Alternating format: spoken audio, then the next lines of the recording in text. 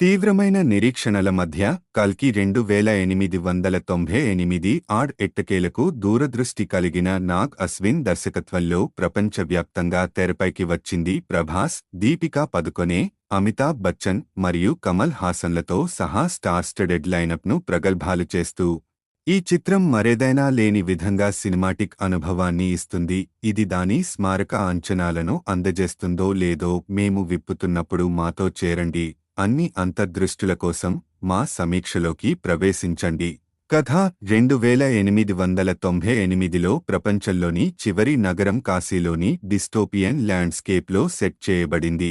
Complex పాలకుడు supreme యాస్కిన్ Kamal Haasan ఒక కొత్త ప్రపంచాన్ని ఊహించాడు మరియు దానికి జీవం పోయడానికి సంతానోత్పత్తి ల్యాబ్ను ఏర్పాటు చేశాడు. పరీక్షించిన అనేక మంది మహిళలలో అతను తన గొప్ప ప్రయోగానికి సుమతి, దీపికా పదుకొనే సరైన అభ్యర్థిని కనుగొన్నాడు.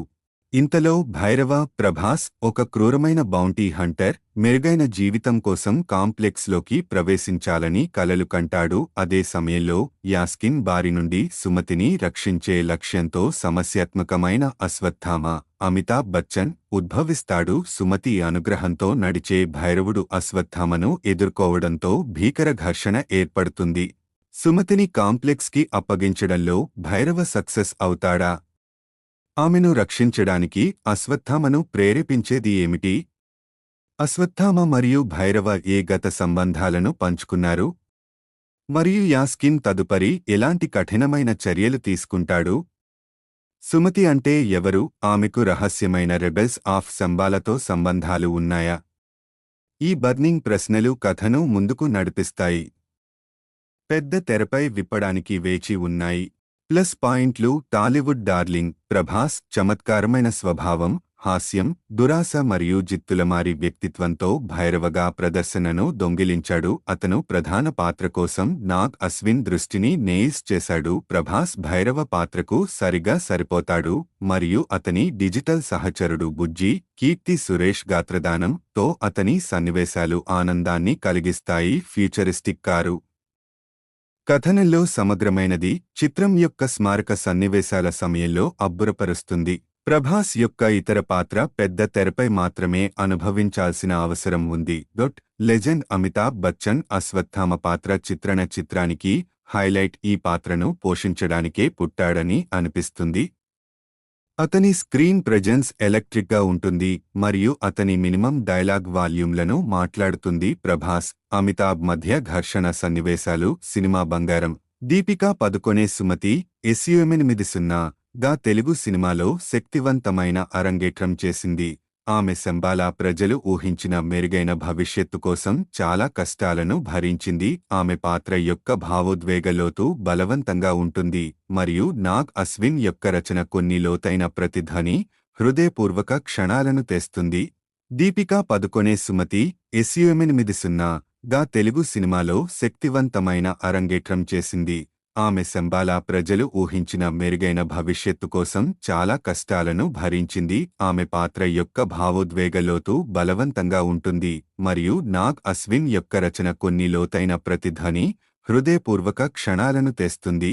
కమల్ హాసన్ స్వయంగా లెజెండ్ విరోధి సుప్రీం యాస్కిన్గా కనిపిస్తాడు. తన తీవ్రమైన డైలాగ్ డెలివరీ మరియు భీకరమైన వ్యక్తీకరణలతో ఆకట్టుకున్నాడు. అతని గొంతు భయపెట్టే లోతును కలిగి ఉంటుంది. చెప్పుకోదగ్గ పెర్ఫార్మెన్స్తో బ్యాడ్డీ క్యారెక్టర్లో పూర్తిగా లీనమై కమల్ గుర్తింపు పొందలేకపోయాడు.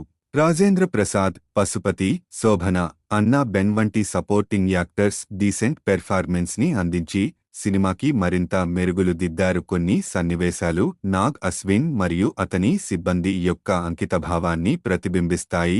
ఎస్ఎస్ రాజమౌళి, రామ్ గోపాల్ వర్మ, అనుదీప్, మృణాల్ ఠాకూర్, విజయ్ దేవరకొండ మరియు దుల్కర్ సల్మాన్ చేసిన అతిథి పాత్రలు ఆశ్చర్యకరమైనవి. సినిమా ద్వితీయార్ధం మిమ్మల్ని మీ సీటు అంచున ఉంచే హయాక్టేన్ క్షణాలతో నిండిపోయింది. మహాభారత సన్నివేశాలు అనూహ్యంగా అమలు చేయబడ్డాయి. క్లైమాక్స్ మరియు క్లిఫ్ హ్యాంగర్ ముగింపు ముఖ్యంగా విస్మయాన్ని కలిగిస్తాయి. సంతోష్ నారాయణన్ బ్యాక్గ్రౌండ్ స్కోర్ ఈ క్షణాలను ఎలివేట్ చేస్తుంది, శాశ్వతమైన ముద్రలను సృష్టిస్తుంది.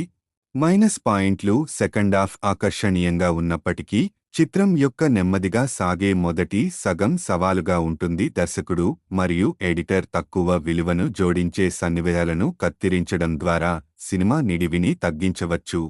ప్రభాస్ మరియు దిశ పటాని మధ్య సన్నివేశాలు నిశ్చితార్థం లేకపోవడం మరియు కాంప్లెక్స్లో సెట్ చేయబడిన పాట అనవసరంగా అనిపిస్తుంది.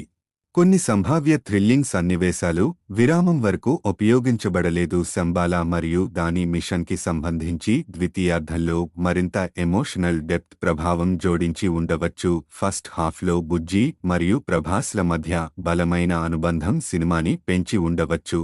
సాంకేతిక అంశాలు నాగ్ అశ్విన్ రచయితగా మరియు దర్శకుడిగా రాణిస్తున్నాడు. ప్రతిభావంతులైన తారాగణం మరియు సిబ్బంది సహాయంతో తన దృష్టికి జీవం పోశాడు. అయితే గ్రిప్పింగ్ క్లైమాక్స్కి తగ్గట్టుగా ఫస్ట్ హాఫ్లో స్క్రీన్ ప్లే మరింత బిగుతుగా ఉండొచ్చు. జోర్జే స్టోజెల్కోవిచ్ సినిమాటోగ్రఫీ అత్యద్భుతంగా ఉంది. కోట వెంకటేశ్వరరావు ఎడిటింగ్ బాగుంది, కానీ ముఖ్యంగా మొదటి గంటలో మరింత పదును పెట్టవచ్చు. అనవసరమైన సన్నివేశాలను కత్తిరించడం వల్ల సినిమా వేగాన్ని పెంచవచ్చు. సంతోష్ నారాయణన్ ఆకట్టుకునే స్కోర్ను అందించాడు, అయినప్పటికీ అతని పాటలు శ్రోతలను పెంచుకోవడానికి సమయం పట్టవచ్చు. వైజయంతి మూవీస్ నిర్మాణ విలువలు అత్యున్నత స్థాయిలో ఉన్నాయి.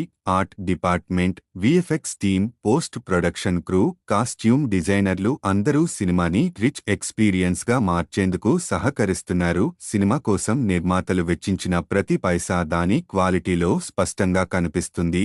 తీర్పు మొత్తం మీద కల్కి 2898 టాలీవుడ్లోని అత్యుత్తమ చిత్రాలలో ఒకటిగా నిలుస్తుంది. భవిష్యత్తు ప్రపంచాన్ని ఒక పురాణంతో సజావుగా మిళితం చేస్తుంది. ప్రభాస్ ద్వంద్వ పాత్రలలో తన అసాధారణమైన పాత్రతో ఆకట్టుకున్నాడు. ఇది అతని అభిమానులకు నిజమైన ఆనందాన్ని ఇస్తుంది. అమితాబ్ బచ్చన్ అద్భుతమైన నటనను ప్రదర్శించగా, దీపికా పదుకొణె తన పాత్రలో మెరిసిపోయింది. విరామం యొక్క విస్ఫోటన ప్రభావం మరియు ప్రభాస్ మరియు అమితాబ్ బచ్చన్ మధ్య ఉన్న గ్రిప్పింగ్ ఘర్షణలు నిజంగా విశేషమైనవి. తీవ్రమైన ప్రీక్లైమాక్స్ నుండి గ్రిప్పింగ్ క్లిఫ్ హ్యాంగర్ వరకు ఈ చిత్రం తెరపై ప్రతి క్షణాన్ని జస్టిఫై చేసే మైండ్ బ్లోయింగ్ సీక్వెన్స్లను అందిస్తుంది. అయితే మొదటి సగం స్లోబర్న్ కథనం మరియు నిడివి ప్రేక్షకుల సహనాన్ని పరీక్షించవచ్చు. ఈ సినిమా అనుభవాన్ని మిస్ అవ్వకండి. ఇప్పుడే మీ టిక్కెట్లను భద్రపరచుకోండి మరియు సాధ్యమైనంత ఉత్తమమైన ఫార్మాట్లో దాన్ని చూసుకోండి. ఈ సినిమాకి నేను ఇచ్చే రేటింగ్ 5కి 3.5.